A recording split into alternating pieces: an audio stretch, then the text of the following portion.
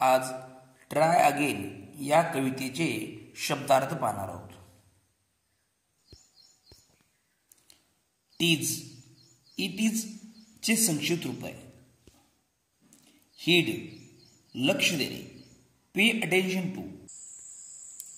Persevere चिकाटी करणे, पिच्छा पुरवणे, to keep trying till one achievers. Courage धाडस, कॉन्कर विजय, फिअर घाबरणे किंवा भीती, दो जर तर, प्रिव्हेल प्रभुत्व मिळवणे, to gain mastery on. Strive प्रयत्नाची पराकाष्ठा करणे, ट्राय व्हेरी हार्ड. डिस्ग्रेस लाजिरवाणी गोष्ट, परंतु या ठिकाणी कमीपणा असा अर्थ घ्यायचा आहे.